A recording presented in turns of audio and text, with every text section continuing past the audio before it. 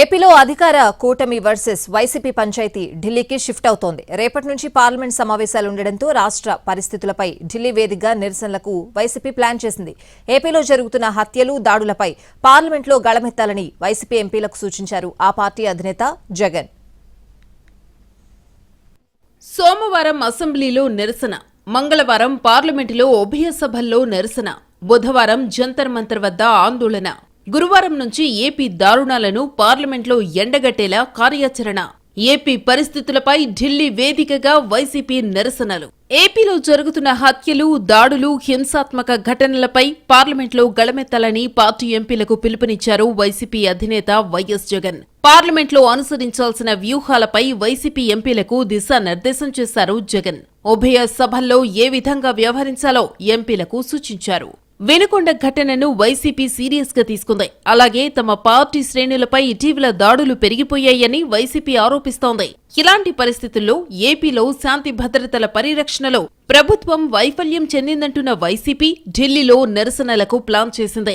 ఏపీలో వైసీపీ నేతలు, కార్యకర్తలపై జరుగుతున్న హింసాత్మక ఘటనలపై పార్లమెంట్లో గళమెత్తాలని ఎంపీలకు సూచించారు.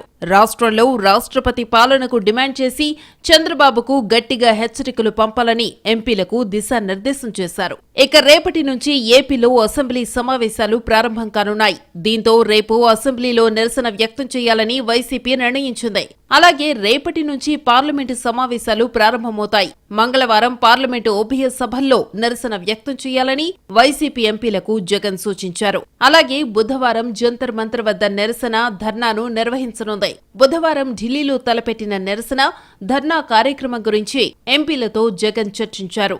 రాష్ట్రంలో ఉన్న పరిస్థితిని దేశం మొత్తానికి తెలిసేలా ఏం చెయ్యాలన్న దానిపై ఎంపీలకు దిశానిర్దేశం చేశారు. ఈ నెల రోజుల కార్యక్రమంలో హత్యలు, దాడులు, హింసాత్మక ఘటనలు వీటన్నిటికీ సంబంధించి పార్లమెంట్లో మేము వీటన్నిటినీ కూడా లేవనెత్తాలి అని చెప్పేసి మా పార్టీ అధ్యక్షులు చెప్పడం జరిగింది.